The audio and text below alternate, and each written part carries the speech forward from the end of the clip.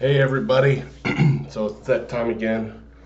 Gotten a few requests to talk about work, how to get respect and how to earn respect, having a crap boss, whatever. So that's what we're going to talk about this time. Um, Notice I got a little bit different lighting thing going on, working on some stuff. Um, but yeah, still trying to figure out the video editing, so hopefully we'll get that squared away. Yeah. Um, but as far as work, my thoughts, these are just my thoughts again. This is what I have to go off of. Some of it may be pertinent to you, some of it may not. Sorry, not sorry. This is just me. So, respect. How do you earn it? There's lots of different ways, but some of the easier ones are simply being punctual. Punctual. Punctual. Punctual to work. If you're not 15 minutes early, you're late. It goes along with starting your day off right. If you're walking in the door right at time or past, you're not going to get respect from coworkers, boss, junior workers. Yeah. So just showing up on time, being ready to go at go time. If you've got tools to get ready or paperwork or whatever, meeting notes to have it ready. Don't show up at the time the morning meeting is and, you know, try to pull something out of your wazoo because it reflects. It does. Your coworkers are going to notice it, your boss is going to notice it, and you're just not going to be effective. So that is a big one. Just being punctual. Starting your day off right. I think it was a Navy admiral. He was talking to a bunch of graduates, and his big thing, advice for success was make your bed every morning. Because if you get the little stuff squared away, the big stuff isn't as big. You have more time to deal with the big stuff. You know what I mean? Because the little things just come natural. So start your day off right. Um, Another thing, have job knowledge. Um, know know every little ins and out. Know your job, your coworker's job, and your boss's job. If you know all of those to a high level of success, that'll earn respect because people know if so and so is out sick or whatever or isn't cutting it, they can rely on you to make it happen. So having good overall job knowledge. Now that's not knowing, every technical detail, what size wire in this bundle for this circuit, blah blah. Like you don't have to be that in depth unless you're like an electrical engineer or something like that. Then maybe, but knowing how to find out that information. You may not need to know what wire it is, but knowing where to go if you needed to. So having job knowledge, and then to go with that job knowledge, have a little bit of swagger. Swagger does do something. And I don't mean being an ass about it and, hey, I know this. That's not what I mean. You have. Chief told me a long time when I was a very young airman, he told me there's a fine line between confidence and cockiness. And if you want to be great, you have to walk that line every day. So yeah, sometimes I cross that line. Sometimes I jumped on that line. Very rarely was I not at that line. So, when I was younger, when I was later on in my years, I was messed up. I had a lot of personal things going on, and Some of it was self-inflicted. Some of it was just life that happens.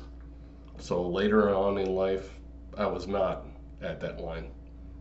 But younger in life, I was, and I prided myself on being that guy. So, old guys, if you're a system expert, right? You know the ins and outs of this hydraulic system, whatever. Spread the word, like grab the young guy, and you don't have to teach every one of them, but if you see somebody that shows interest in hydraulics, show it to them, teach it to them, make them smarter on it. One, you won't have to do it all the time because then they'll be able to handle it. So you're spreading the workload. Two, that's when you're gone, they have somebody to fall back on. And bosses notice when you're training people. So doing that for young guys, not all of them are a-holes. Some of them are pretty good. But the yeah, we won't go there yet. So spread the knowledge. That's a good one. Plus, you can see where the other guys are. If they're not showing interest in everything or anything, they're just there collecting a paycheck, then you know where to spend your time for teaching the next generation, I guess. That's kind of where I was going with that. Another thing, and this one's tough. This is real tough. So when you're walking in with your chest out and stuff like that, you got to be humble at the same time. That one's tough. Sometimes when you get that award or whatever, you look at me, I am the greatest. So you gotta, when you have success or find success, you have to act like you've been there before. So whether that be graduating a course or whatever, or being nominated as number one, whatever, act like you've been there. Be humble. Thank you. Fucking just yeah, be humble. Act like you've been there before, because that tells a lot about your personality and your professionalism, and that will help build respect in the workplace. Now, there are some guys that they've got to put all that stuff out there. Every award they've ever gotten since kindergarten is on their wall. We just call it the "I love me" wall. Which some things are pretty proud of, so you want to show them off. But when your "I love me" wall takes up 3, probably a little too much narcissistic tendency there. Another thing, and I briefly talked about it, was have yourself together. So growing up, I was pretty squared away as far as like a young airman. High school, stuff like that, I would do my homework and lose it between this class and this class. And they were right after each other. So, yeah, I'm not sure how I did that one, but yeah, having yourself squared away. And then at the end of my career, there was a few people I relied on very heavily. Not because I didn't know my job and couldn't do my job. It may have come across as I couldn't do my job, but I was so tied up in personal matters because I didn't have my stuff together that I relied on them. So, if I knew if I asked them to do something, they would get it done. They complained a lot because I gave them a lot of work, but I knew they would get it done. I could rely on them, and I respected them for it. So, there's a few guys, and Ryan, George, Gibby, Joe, I owe you guys a lot, and I know we weren't friends for really at all. But I did rely on you guys quite a bit when you saw me at my lowest. So yeah, I owe you guys a big thank you. So anyway, keep rolling here. So being a good leader, you have to be firm but fair. So with those guys, I was really firm. I wasn't fair though, because they got a lot of the shit jobs, and but I knew they could do it. You know, it didn't matter if it was doing this task or whatever. Like, hey, we dropped the ball, go do this, and they would go do it, and I could count on them. I didn't have to go back and check on them to make sure it got done because I knew it would be done. So I could rely on those guys quite a bit. But you got to be firm but fair. You know, if you're going to let this guy come in 10 minutes late, well, then that needs to be the standard, because if you're not, you're going to get a lot of bellyache and a lot of grumbling. So to be an effective and good leader, you have to be firm but fair. You can't just blow off the handle and bark at everybody because that's what you think. You got to be fair. So, and leaders have to be good followers, because sometimes your grand idea is not the greatest. So sometimes you have to listen to somebody that might have a little more knowledge than you, as much as it sucks to admit, and let them take the reins or use their idea. And you know, hey, sometimes their idea is going to fail, but then they see how much it sucks being in charge, you know, and why you make the decisions you make. So sometimes you got to be a leader and let you know, kind of sidestep a little bit and let somebody else see if they can do it, you know, because it will build respect.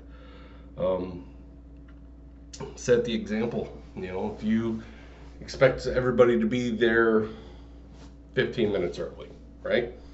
You expect it. That's the standard. Well, you better be there 15 minutes before that, right? If you say be 15 minutes before, then you better be 15 minutes before that, because they're going to come in and check on you. And if you don't have your stuff squared away and you're not ready, if you're clicking on this and this and doing this and that, trying to find a document,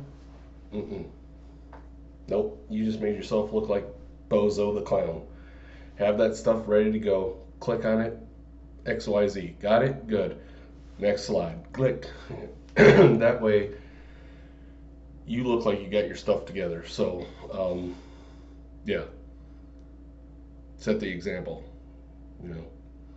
You, yeah. This one's tough. So, you gotta drink the Kool-Aid.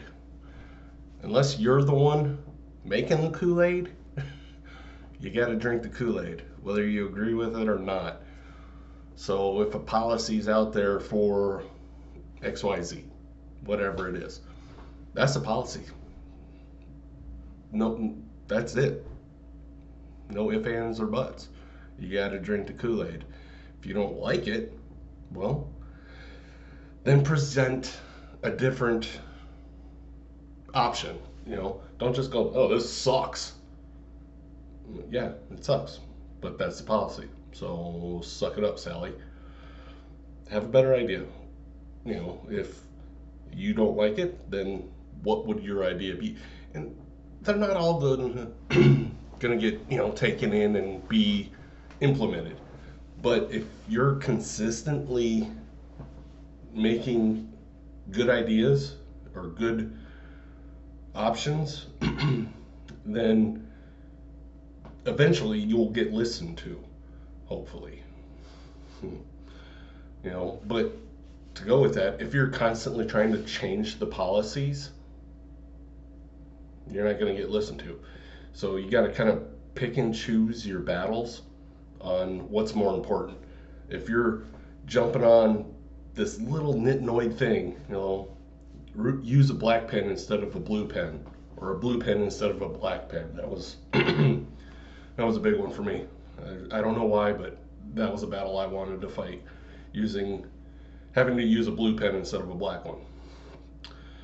So, is it really that important? No. You have 15 pens in your desk. Just take all the black ones and put them somewhere else. Only blue.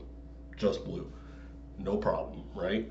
That way, when the policy is, oh, you have to wear orange socks. No, I like my black ones. I'll keep my black socks. This is why. You know, I'm just putting it out there, you know, or maybe we want you to, you know, do this. You know, pick your battles. So the last little thing is I guess be humble. That was always a tough one. Be humble. Treat everybody with respect, and hopefully it will come around and you'll get the respect that you deserve. And if you don't, maybe it's time you kick chocks and get the hell out of there. You know, find a place that deserves you. You know, a place that, you know, you find worth. If you're not happy somewhere, you know, I have a philosophy. If you're not having fun, then what the hell are you doing it for? You know. Anyway, love, peace, and hair grease. Love you guys.